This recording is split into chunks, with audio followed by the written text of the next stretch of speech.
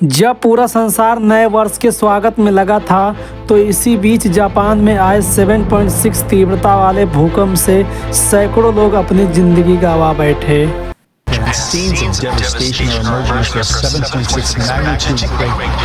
हालांकि यह भूकंप एकलौता नहीं था।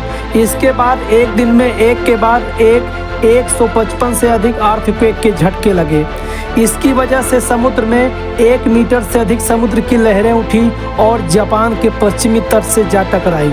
हालांकि इसकी जानकारी जापान के मौसम विभाग ने पहले से ही चेतावनी के रूप में दी थी कि जापान बहुत बड़ी सुनामी झेलने वाला है, परंतु भूकंप से ही बहुत ज़्यादा जापान को नुकसान देखने को मिला।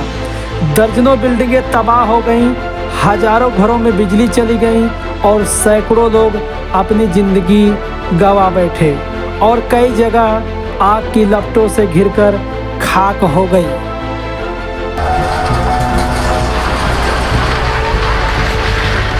जापान के प्रधानमंत्री फोमियो किशिदा का कहना है कि यह स्थिति भयावह है। इस स्थिति से हमें लड़कर बाहर निकलना है। हमारे लोग अधिक से अधिक रेस्क्यू ऑपरेशन चलाकर लोगों को बचाने के प्रयास में लगे हुए हैं। लेकिन दुर्भाग्यवश 2 जनवरी को एक और हादसा देखने को मिलता है जापान में। जापान एयरलाइंस का प्लेन टोक्यो एयरपोर्ट पर जापान कोस्ट गार्ड के एक प्लेन से टकरा जाता है, जिससे ये दोनों प्लेन आग की लपटों में घिर जाते हैं।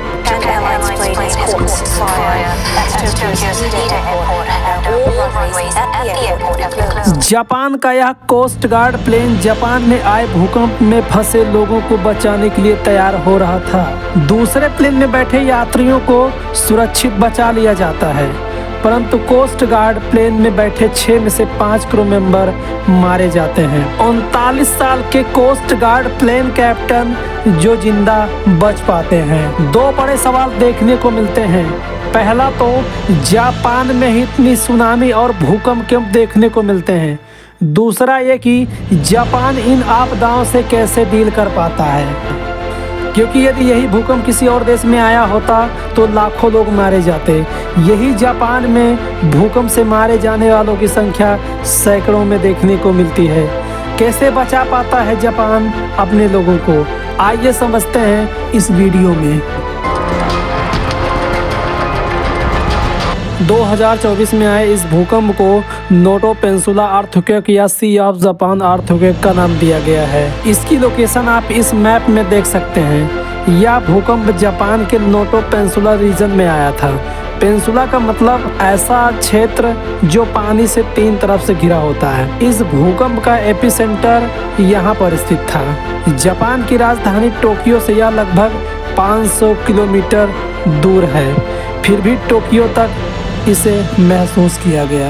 अब हमारा पहला सवाल यह है कि जापान में ही इतने सारे भूकंप क्यों देखने को मिलते हैं। इसका जवाब भी इस नक्शे में ही छिपा है। मुख्यतः टेक्टोनिक प्लेटें धरती की बाहरी परत होती हैं, जो क्रस्ट और अपर पार्ट ऑफ मेंटल से बनी होती हैं। धरती के कोर में मौजूद जो ऊष्मा उत्पन्न होती रहती है, उसकी वजह से कन्वेक्शनल करंट उत्पन्न होती है, जिसकी वजह से ये टेक्टोनिक प्लेटें धीरे धीरे हिलती रहती हैं।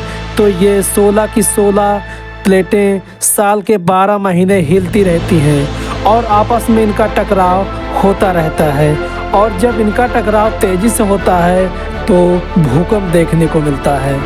वहीं जापान देश की खास बात यह है कि जापान एक ऐसी जगह स्थित है जहां 4 टेक्टोनिक प्लेटें आपस में मिल रही हैं। जापान के इस नक्शे में इन चारों प्लेटों पर आप गौर करेंगे। The Pacific plate, Philippine plate, Eurasian plate, north American plate. Japan में सबसे ज़्यादा भूकंप आने का यही सबसे बड़ा कारण है। अब यहाँ पैसिफिक प्लेट की अपनी खास बात है कि पैसिफिक प्लेट में सबसे ज़्यादा एक्टिविटी देखने को मिलती है। पैसिफिक की इन सीमाओं को हम रिंग ऑफ फायर के नाम से बुलाते हैं, क्योंकि पूरे वर्ल्ड में यहाँ सबसे ज़्यादा भूकंप देखने को मिलते हैं और सबसे ज़्यादा यहाँ ज्वालामुखी भी इसी क्षेत्र में देखने को मिलते हैं। यही कुछ और देशों में भी देखने को मिलते हैं जहाँ ज़्यादा फ्रिक्वेंसी वाले भूकंप आते हैं। जैसे कि हम इंडिया की ऊपर बाउंड्री देखें तो यूरेशियन प्लेट और इंडियन प्लेट की बाउंड्री नेपाल से गुजरती है, जहां हिमालय की पहाड़ियां हैं। इसीलिए इसके पास वाले देश नेपाल में सबसे भयानक भूकंप देखने को मिलते हैं। नॉर्थ इंडिया में जो भूकंप आता है दिल्ली और इसके आसपास वाले रीजन्स में, उनका मोस्टली एपिसेंटर इन्हीं दो प्लेटों के बीच में होता है, यूरेशियन प्लेट और इंडियन प्लेट। इसे आप तुलना करो ऑस्ट्रेलिया, रसिया, यूरोप जैसे रीजन से, शायद ही आपको सुनने को मिला होगा भूकंप की घटना। आखिरी बार कब सुना आपने ऑस्ट्रेलिया में भयानक भूकंप के बारे में? ऐसा नहीं है कि यहाँ कभी भूकंप आते नहीं हैं, लेकिन इन टेक्टोनिक प्लेटों के बीच में जो भी रीजन्स मौजूद होते हैं, जब भूकंप आते हैं तो इनकी फ्रिक्वेंसी इतनी कम होती है कि इन रीजन्स में महसूस न के बराबर होता है, और ये इतने खतरनाक होते नहीं जिससे नुकसान होने का खतरा बना रहे। और उसका सबसे बड़ा कारण यह है कि इन मेजर टेक्टोनिक प्लेटों के बीच छोटी छोटी टेक्टोनिक प्लेट्स भी होती हैं, और जब ये मेजर टेक्टोनिक प्लेटें आपस में टकराती हैं तो बीच में भी इनका असर देखने को मिल सकता है। लेकिन ये टेक्टोनिक प्लेटें आपस में किस तरह से टकराती हैं और टकराव से किस तरह की बाउंड्री का निर्माण करती हैं, आइए जानते हैं इस वीडियो में। कन्वर्जेंट बाउंड्री, जब एक प्लेट से टकराने के बाद नीचे घुस जाती है। डाइवर्जेंट बाउंड्री, जहां दोनों प्लेटें एक दूसरे से दूर जाती हैं। ट्रांसफॉर्म बाउंड्री, जब दोनों प्लेटें एक दूसरे के अगेंस्ट टकराती हैं। इसमें से कन्वर्जेंट और ट्रांसफॉर्म बाउंड्री से भयानक अर्थक्वेक देखने को मिलते हैं। ये जो पैसिफिक बाउंड्रीज है, ये एक कन्वर्जेंट बाउंड्री है, और उसमें भी एक स्पेशल जोन है, सबडक्शन जोन। इस जोन में सबसे भयानक भूकंप देखने को मिलते हैं, क्योंकि इस तरह के कन्वर्जन में जब प्लेटें एक दूसरे से टकराती हैं तो एक प्लेट नीचे की तरफ घुस जाती है और मिडल में चली जाती है। और जब ऐसा होता है ना, इस डायग्राम में देखो समुद्र के अंदर उन दोनों प्लेटों की बाउंड्री पर बहुत बड़े गड्ढे बन जाते हैं, जिसे ट्रेंच कहा जाता है। समुद्र के अंदर ये ट्रेंच अक्सर सबसे बड़े गड्ढे होते हैं। ये गड्ढे 3 से 4 किलोमीटर गहरे हो सकते हैं। धरती का सबसे डीपेस्ट पॉइंट मारियाना ट्रेंच है, वह भी एक ट्रेंच ही है जो 10.9 किलोमीटर तक समुद्र के नीचे जाता है। का डीपेस्ट पॉइंट चैलेंजर डीप कहलाता है। मारियाना ट्रेंच के बारे में आपने तो बहुत बार सुना होगा, पर शायद ही आपको पता हो जापान देश के बगल में भी एक जापान ट्रेंच है। यहाँ पर भी समुद्र की गहराई 8.4 किलोमीटर है। आपको बता दें कि दुनिया में बहुत कम ऐसे देश हैं जो समुद्र के इतने किनारे स्थित हैं। यह नक्शा यह दिखाता है कि दुनिया में अलग अलग जगह पर समुद्र की गहराई कितनी है। जितना लाइट कलर वहाँ कम गहराई, और जितना डार्क कलर वहाँ ज़्यादा गहराई देखने को मिलेगा समुद्र में। जैसे कि भारत के तटीय क्षेत्र, अफ्रीका के तटीय क्षेत्र और साउथ अमेरिका के तटीय क्षेत्र लाइट कलर में देखने को मिलते हैं। वहीं आप जापान के तटीय क्षेत्र को जूम करके देखेंगे तो कितना बड़ा और लंबा डार्क क्षेत्र मौजूद है यहाँ पर।